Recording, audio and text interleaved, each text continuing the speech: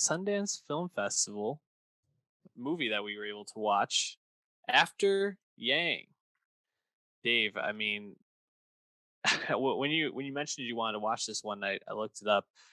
Uh, as someone that wasn't familiar with Kogonada's first film, Columbus, I was kind of like, okay, it's got Colin Farrell. I'm aware of Jodie Turner Smith, so I was like, Hmm.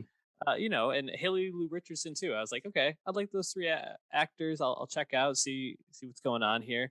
Um, after Yang, heavy vibes and really, I think the two movies that came to mind were one that I watched very recently, Swan Song with Mahershala Ali, which we reviewed. Check that out, but also Her from Spike Jonze, Mm, um, that's a good from call. 2014. Uh, Joaquin. we'll talk a little bit more about that in a second, but I really left just with those two movies coming to mind because it the melancholy of this film is so strong that like I needed to like give myself like an hour break after watching it just to kind of process it all. How did you feel watching this?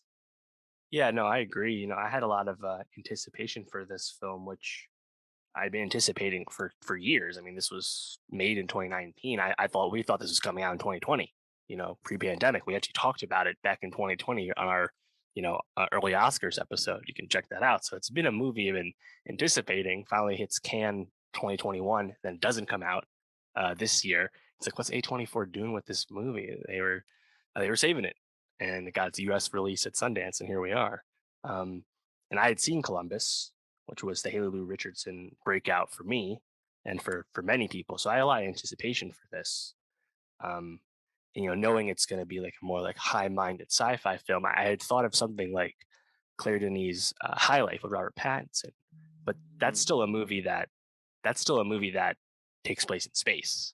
Like after Yang, it's set in the future and has some sci-fi elements, but still very grounded yeah, and subtle, and really just a kind of more cerebral, meditative form of storytelling, despite it being sci-fi by definition.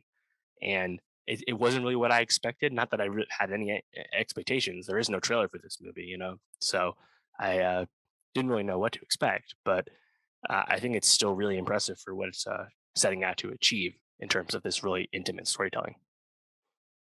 yeah. It's a first of all a beautiful film.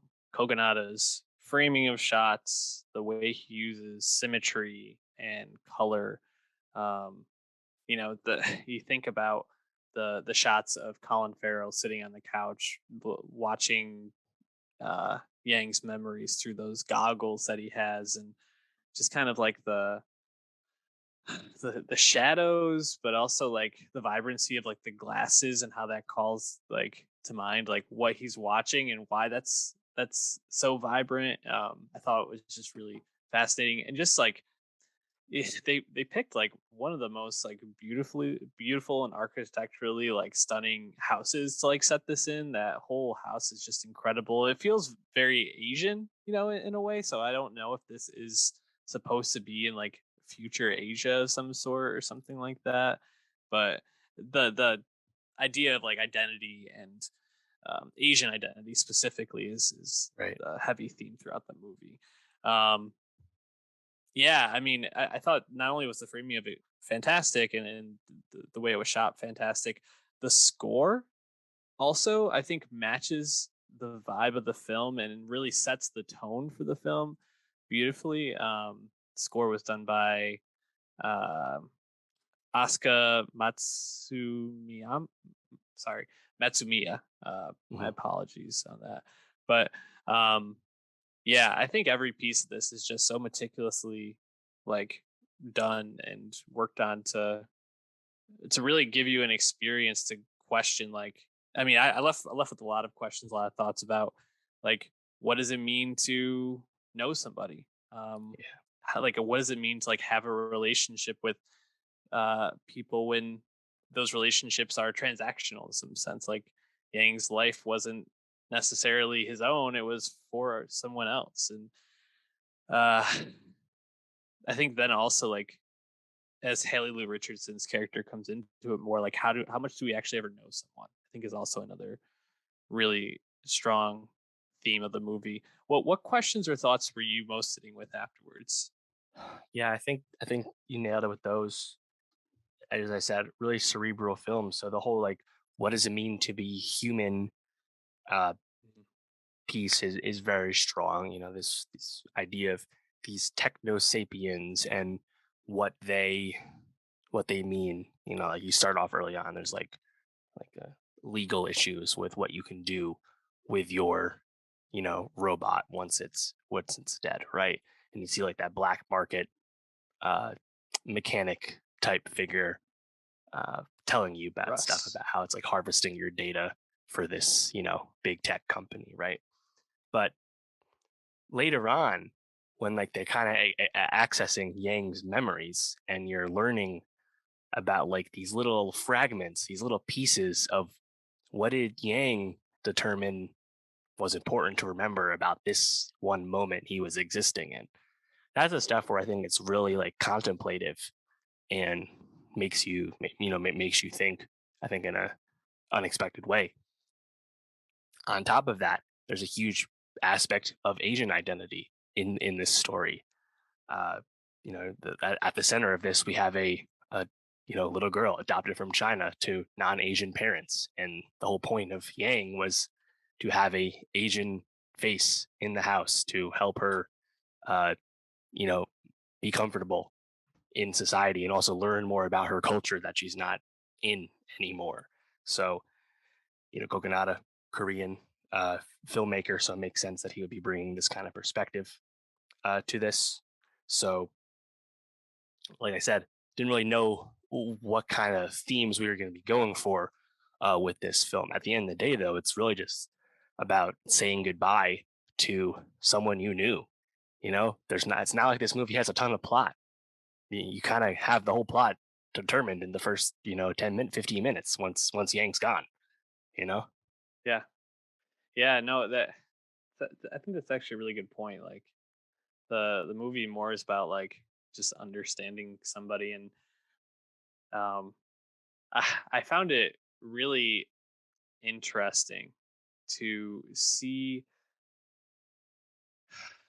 I think the question that really was like resonated with me was the question that Yang had about his identity as an Asian person, because as a techno sapien, I believe they were referred to Mhm. in the movie, um, he obviously didn't actually have an identity in that sense, but was referred to in that way and was actually picked to be Micah's older brother to help her learn about her Asian identity as an adopted child.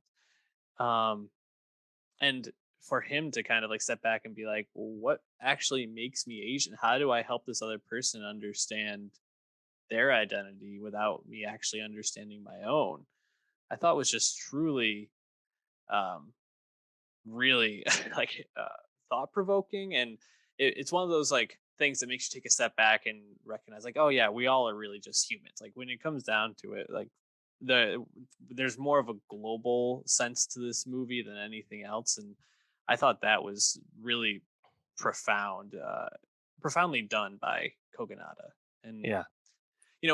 even as we're talking, I'm thinking about like why this movie is so great, and it's because like this isn't like the typical kind of conversation we have on the podcast when we review movies. A lot of times we're talking about like the different aspects we liked or certain scenes that we felt stood out or performances, but this Mhm. movie is so much larger than some of its parts because it really is going for themes that not many movies I think do as expertly as this.